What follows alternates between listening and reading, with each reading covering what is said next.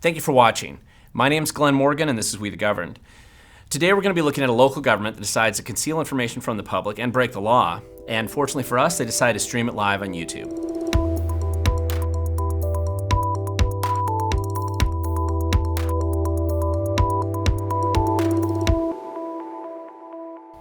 Okay, I'm going to be showing you a video from, they call it a Board of County Commissioners Executive Session Announcement Meeting on December 7th, 2020. And this is in Thurston County, which is the county that holds the state capital in Washington State.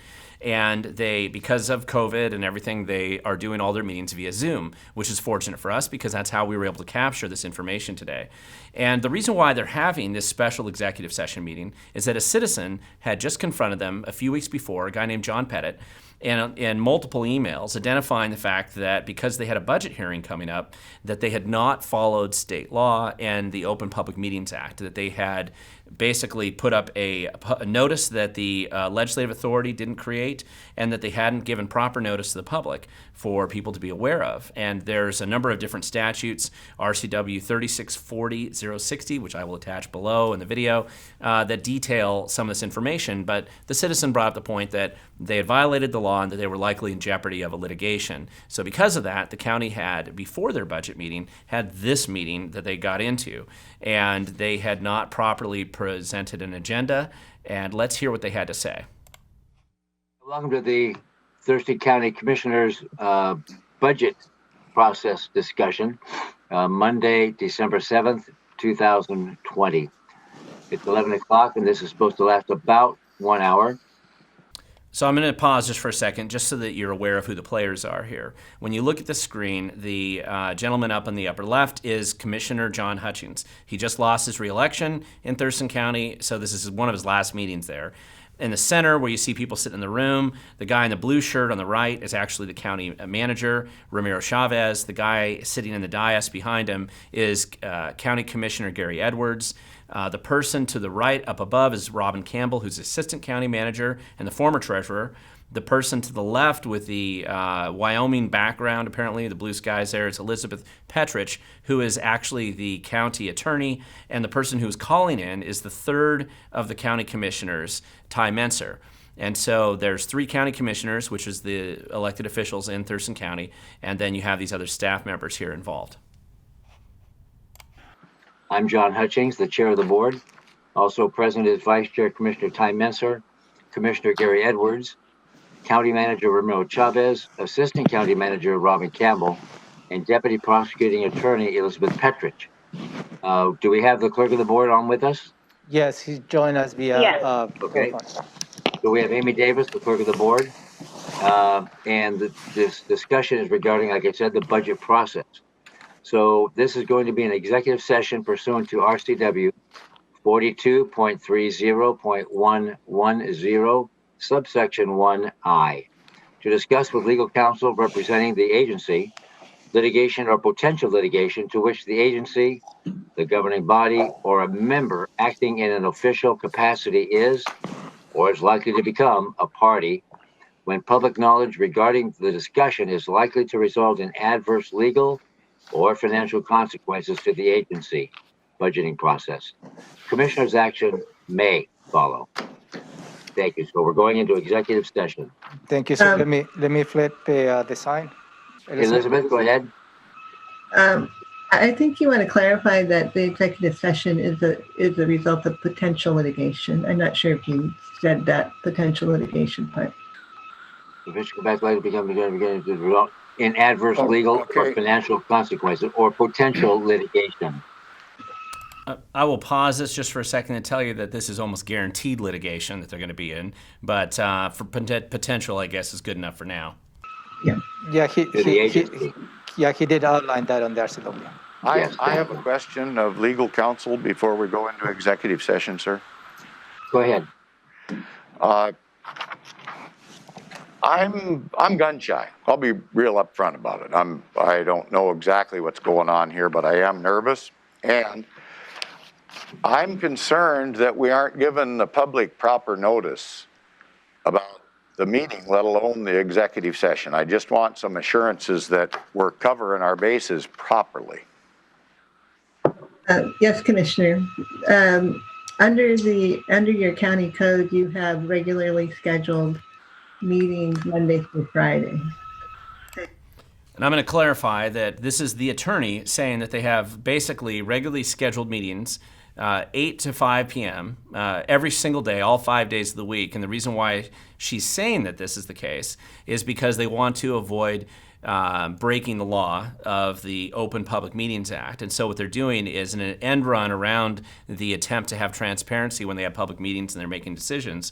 The county, in theory, is what she's saying, is that they basically declare 100% of the time that they're there is an open public meeting, which of course is not true. It's definitely not, it's illegal. They can't do that. But that's her claim. Now, by the way, that's actually not what their code says. If you actually look at their code, which is section 2.02.02a, it says that their regular meetings are on Tuesdays at 2 o'clock. And so they can meet later at 5:30. There's a little bit more to it. I'll link to that below. But basically what she's saying is that these are just their regular meetings. Now there's another part of the code that goes into their work sessions, which we'll get into. But I want to point out that right off the bat, they're not really paying attention. They actually, the advice that she's given them is pretty dishonest. So you can meet anytime during those times in the code, and we're within that window. The only, the one thing we have not been able to do, but it's not, it does not prevent you from going forward to have a meeting, is that an agenda was not published 24 hours prior to this meeting this morning. So the one, and then the statute also provides if the agenda is not published 24 hours ahead of time, that does not negate any action taken by the board during that meeting. I want to clarify why that's important because she's right. The county didn't even attempt to publish an agenda before this in a timely manner so that anybody could even tell what the heck was actually going on with this meeting and why they had it at all in the first place. But secondly, she's trying to say that, but that's okay, we're breaking the law with that, but you can go ahead and do anything you want here and it'll still count even though we're breaking the law. Now, the reason why she's saying that is under the Open Public Meetings Act, if you actually go ahead and take action during an illegally unnoticed or improperly noticed meeting, then the actions you take there could be basically considered null and void. Now, there is some discretion that judges have under the Open Public Meetings Act and whether they would take that step, but the information that she's trying to tell you is that, she's trying to tell them, is that that any action they take, that's okay, you can break the law, any action you take will still be fine. And that's not necessarily true. That it's very possible, actually, that what they do would be null and void. So you can legally meet right now, but just to be fully open with everybody, that the agenda was not published 24 hours ahead of time. And again, by statute, you can still meet. Okay. I'm comfortable with it. Well, I'll turn to my Tye. Do you have any comments? So the agenda, the 24-hour agenda posting is just a courtesy to the public? It doesn't? It's a statutory requirement. And that same statutory requirement recognizes that sometimes agendas don't get published 24 hours ahead of time, and that it doesn't void the actions taken during the meeting. Now, this is important because the commissioner that asked this question, Tye Menser, is theoretically an attorney himself. He did go to law school. I don't know why he's listening to this legal advice and not what he learned in law school, but nevertheless, it was a legitimate question that he asked, and he's right. It isn't just something that's recommended as a courtesy to the public. This is actually a statutory requirement, and they chose to break it. And what the attorney, Elizabeth Petrich, now is in this case trying to tell him to do is go ahead, keep breaking the law. Don't worry about it. We'll probably be okay. It'll be fine. As long as you're holding regularly, you're in a proper meeting time. So there's two requirements: that you're meeting at a proper meeting time, and by county code, the county commissioners can meet Monday, Tuesday, Wednesday, Thursday, Friday, between 8 and 5. So you are in a proper meeting time. The only thing that is lacking is the agenda for this particular meeting. The agenda is process budget process. Is there any particular penalty that goes along with this? Or I'll fall back on Commissioner Menser's question. Well, I want to make sure. Is it just a courtesy? Ty's question is answered completely, though. Go ahead, Ty. Did you have more? Is that I'm answer? sorry. No, go ahead. Okay. Yeah, I'm done. Go ahead, Gary. I just want to follow up on Commissioner Menser's question. I mean, he made it sound pretty simple. It's either a requirement or not. What's the penalty if you don't follow the law? And you're saying that it does not negate action, okay? But I don't know, do they take half your paycheck away or suspend you or something? What do they do? But if you had an illegal meeting, the action would be voided. Whatever action you took during the meeting would be voided. And potentially each of the commissioners could be fined. I think it's $125. So she's wrong in the sense of the fine amount. Yeah, it's absolutely certain that the commissioners would be personally fined. It's a part of the statute. And the actual amount that they would be fined, according to RCW 4230-120, which she knows well, or at least she should, assuming that she's actually an attorney who pays attention to any of this. And if you look under subsection 1 there, and again, I'll link to these in the video, or in the section below the video here, but it's actually a $500 fine for the first violation and a $1,000 fine individually to each of the elected officials for each violation of the Open Public Meetings Act. At a bare minimum, all of the commissioners that would continue to do this meeting would be personally fined $500. And again, I'm a little stunned actually at this legal advice because she should know this. This has been the law for quite a while, but these fines were increased a few years ago, but she obviously hasn't been paying much attention to the law or any update at all. What I'm doing as I'm speaking is I want to pull up the precise language of the statute, just so you can understand what So there can be two truths. Yes, you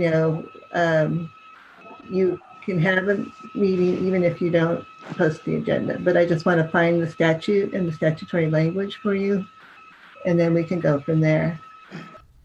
Okay, and I'm going to skip ahead to where she finds it, but let me just point out what she just said, which is there can be two truths. You can go ahead and break the law and still get away with it, which is essentially what she's trying to say. And then we will, but let's get to where she actually does finally find the statute here. So the statute is 42.30.077, and this is a section in the Open Public Meetings Act. Could you repeat that number, please, Elizabeth? Sure. EW 42.30.077, and it speaks to agendas of regular meetings online availability. Now I want to stop and point out she's actually gone to the wrong statute.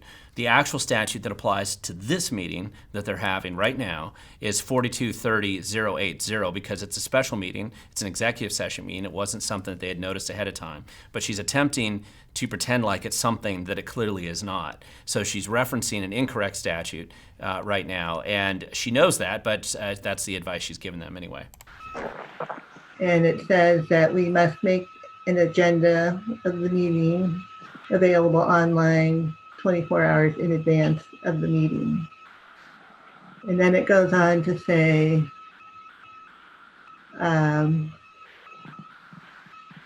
nothing in this section prohibits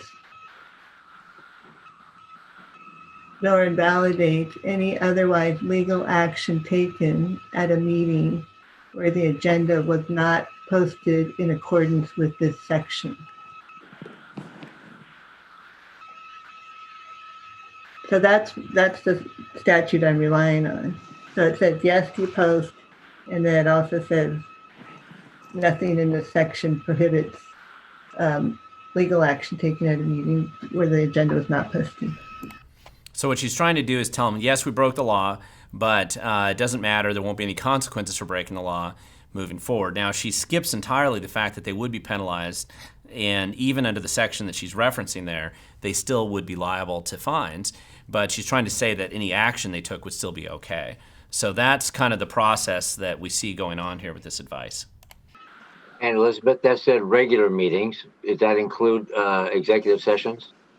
So what we're doing is we are currently speaking in a regular meeting time. Not true. This is a special meeting that was set up at the last minute because, as they mentioned in the beginning, as the very title of this video shows, it's a special meeting that they're set up because the potential for legal action, and executive session meetings are meetings that they can turn off the cameras and have a meeting without the public knowing what they're talking about. Correct. Oh, okay.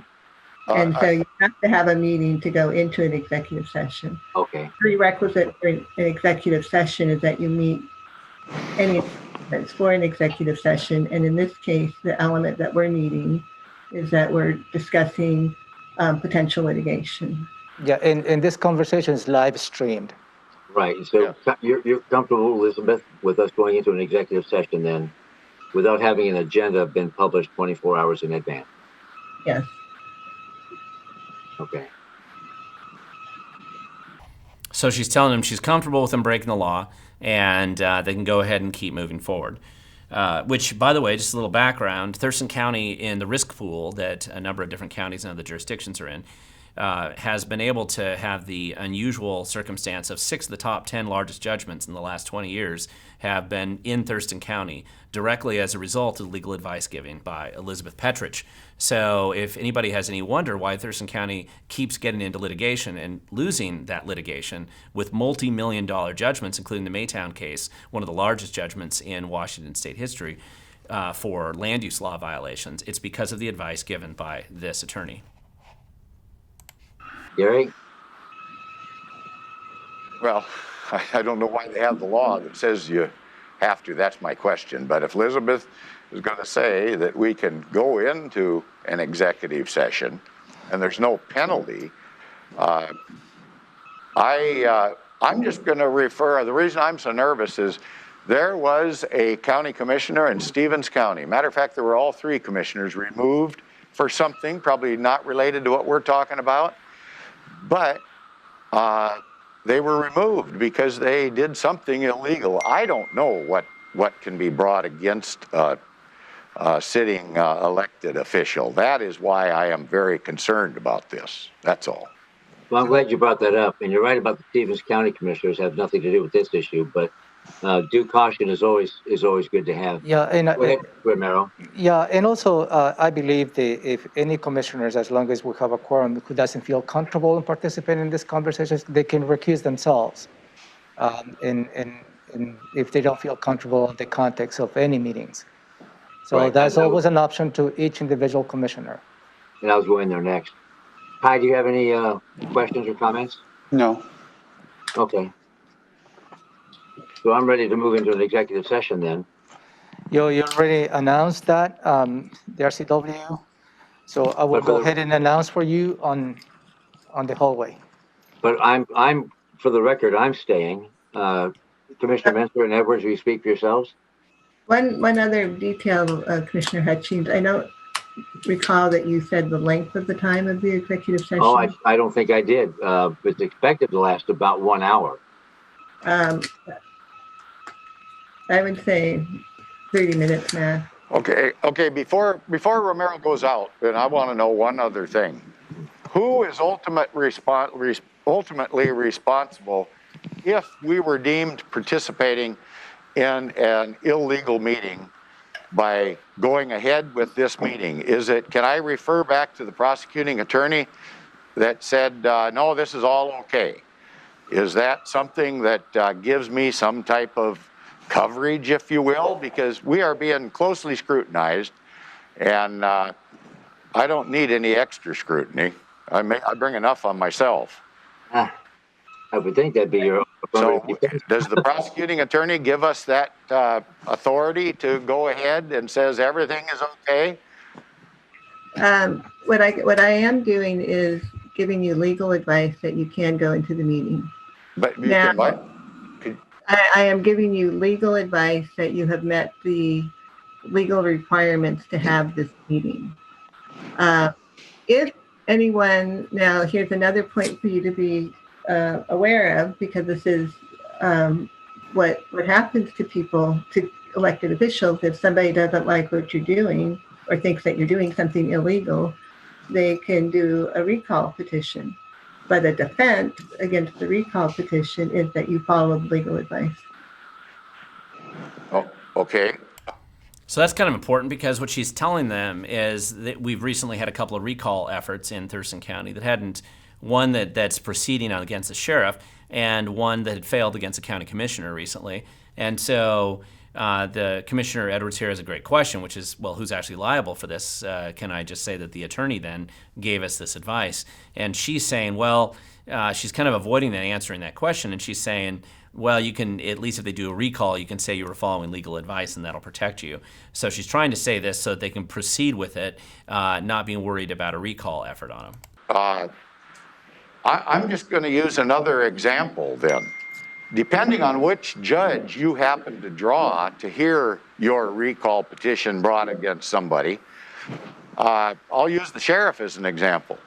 Almost every law enforcement entity around the state said they weren't going to be enforcing the governor's edicts. They were going to be educating the public.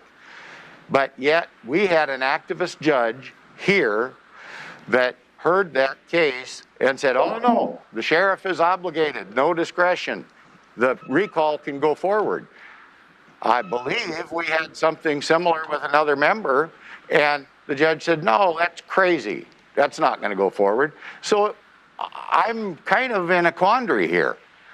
I like to see good, fair treatment with everybody, and I believe that we should always do the right thing. That is my concern. Not the right thing at the right time, but always the right thing. And that is why I'm being such a stickler about this. Perhaps you'd like to recuse yourself from this executive session. I very well might do that. Okay. But I'm going to ask my seatmates to do the right thing as well, because I'm not sure why we can't talk about this in a public meeting. Anything that's going to be said here today, I don't want to hide it from anybody. And the reason why Commissioner Edwards is bringing this up is that when they go into executive session, it means they shut off the camera, the public can't be there. And in theory, they're discussing a potential lawsuit. And so they're going to be mostly talking with the attorney, Elizabeth Petridge, the same person giving terrible legal advice right now. Who knows what kind of horrible legal advice she gives behind the scenes, but judging from Thurston County's history, probably just as poor as she happens to be given here on YouTube. So that's why he's raising that question. It's a great question to ask. And even though they're allowed to go off camera in an executive session meeting, he's saying that why don't we just have this out in the open? And this is kind of the debate that's going on right this second. And if there's a monetary issue that the county might be up against, I'd like to be advised of that. If it's a process issue that just you're not going to be able to utilize this or that because of a legal challenge, that's different. I don't want the county to be in a situation where they're going to be, we got a tight enough budget as it is without having to pay out an untold amount of money to someone in the future. So, okay, that's so the reason hang on, Guerrero, hang on. Tye, go ahead. It sounded like that you just morphed into the issue about whether we can be in executive session or not, which is not, as I understand it, the problem. The problem is whether we can have a meeting at all, which we're having a meeting. So we've already violated that because we're sitting here having a meeting.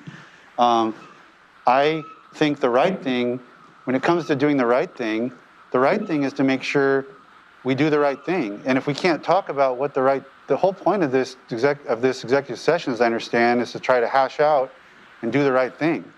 So I just want to be clear, if we go forward, it's in an effort to try to do the right thing and follow the law. If the law creates a roadblock where we can't even talk about how to comply with the law because the law precludes us from having that conversation, that seems to be pretty ridiculous, which is why I am relying on Elizabeth's interpretation, because it's a sensible one based on the necessity.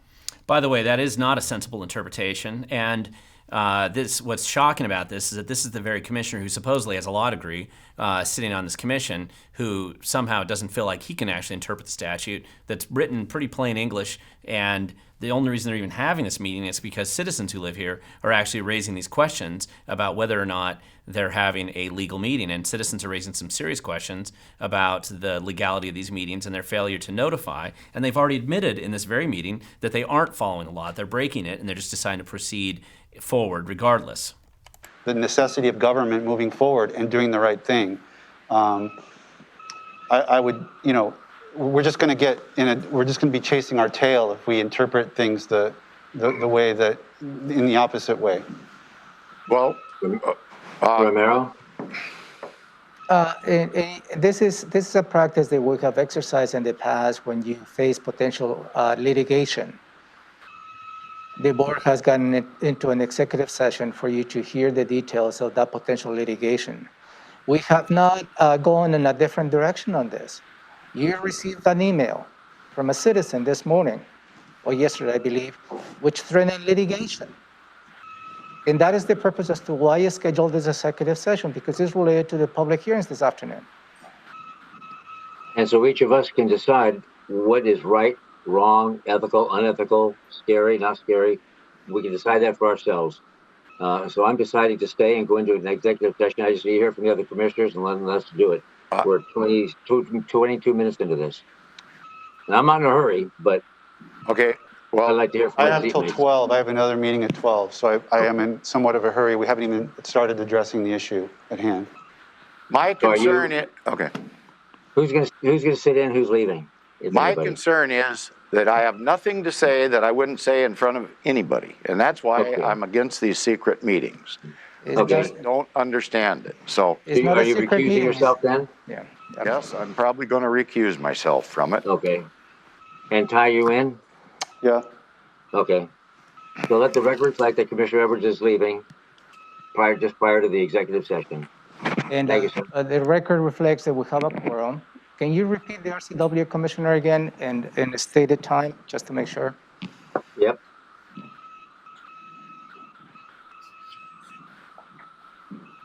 So this is important because now one of the commissioners, Gary Edwards, has decided that this meeting is illegal. They've already admitted they broke the law once. He's concerned that they're getting bad legal advice. He's concerned that they're trying to conceal information from the public and that they're proceeding ahead with very questionable behavior in not really complying with the Open Public Meetings Act. And so he's recusing himself, which is perfectly appropriate, and any elected official can do that. It's just rarely done. So he's just left, and they still have a quorum because the two remaining commissioners are still there.